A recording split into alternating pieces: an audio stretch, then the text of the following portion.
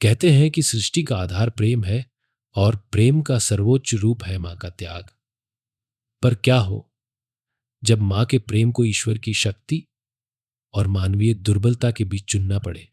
यह कहानी है एक अनजाने गांव की, जहां मां के आंसुओं ने सृष्टि को हिला दिया और महादेव को स्वयं हस्तक्षेप करना पड़ा। गांव अश्वपुर एक सुंदर और शांत स्थान था, जो चारों ओर घने जंगलों से घिरा था। यहाँ के लोग महादेव के परम भक्त थे।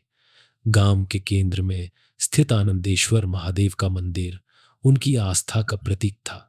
पर इस साल कुछ अलग था। गांव पर संकट छा गया था।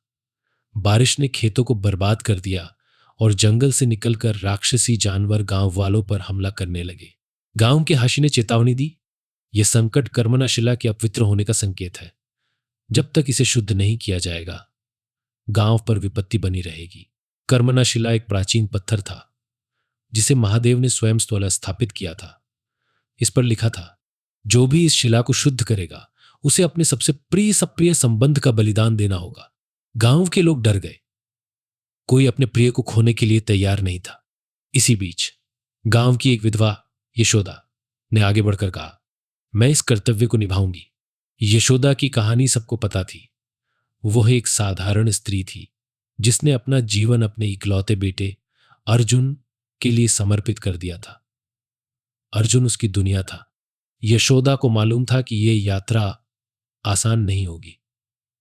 शिला को शुद्ध करने के लिए उसे त्रिवेणी पर्वत पर जाना था। इस पर्वत की चोटी पर अश्रु कुंड था, एक ऐसा पवित्र स्थान जहां केवल सच्चे प्रेम से बहाए गए आंसू शिला को शुद्ध कर सकते थे। अर्जुन ने अपनी मां को रोका, मां, आप क्यों जा रही हैं? यह गांव का काम है, आपका नहीं। यशोदा ने उसे समझाया, बेटा, मां का धर्म केवल अपने बच्चे तक सीमित नहीं है। अगर मेरे आंसुओं से यह गांव बच सकता है तो यह मेरा सौभाग्य है। यशोदा ने अपनी यात्रा शुरू की। त्रिवेणी पर्वत तक का रास्ता खतरों से भरा था। जंगल में जंगली जानवरों और चोर डाकुओं का डर था। रास्ते में उसने कई कठिनाइयों का सामना किया। एक बार उसे भेड़ियों के झुंड ने घेर लिया।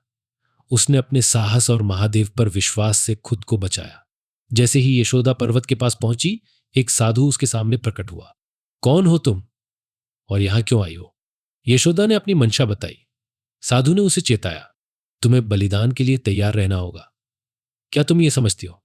यशोदा ने सहमति जताई। पर्वत पर चढ़ते समय यशोदा को बार बार अर्जुन की याद आती थी। उसने सोचा, क्या मैं सही कर रही हूं? क्या मेरे बेटे को मेरी जरूरत नहीं है? लेकिन हर बार उसने अपने मन को समझाया कि यह बलिदान गांव के लिए जरूरी है। अश्रु कुंड पर पहुंचते ही यशोदा ने देखा कि वहां एक दिव्य त्रिशूल स्थापित था।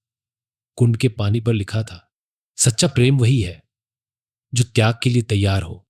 यशोदा ने महादेव से प्रार्थना की। उसकी आंखों से आंसू बहने लगे। तभी एक दिव्य आवाज गूंजी, यशोदा, क्या तुम अपने बेटे का बलिदान देने के लिए तैयार हो? यह सुनते ही यशोदा सन्न रह गई। उसने अर्जुन के बिना जीवन की कल्पना भी नहीं की थी। यशोदा ने रुक रुक कर कहा, प्रभु, मेरा बेटा मेरी जान है, पर अगर उसका बलिदान गांव को बचा सकता है तो मैं तैयार हूं। यह कहते ही कुंड का पानी चमकने लगा और महादेव स्वयं प्रकट हुए। महादेव, यशोदा, तेरा प्रेम और त्याग सच्चा है। मैं तुझसे कुछ नहीं छीनूंगा। तेरा बेटा तुझे नहीं खोएगा और गांव सुरक्षित रहेगा। यशोदा ने कुंड का पवित्र जल लेकर शिला पर डाला।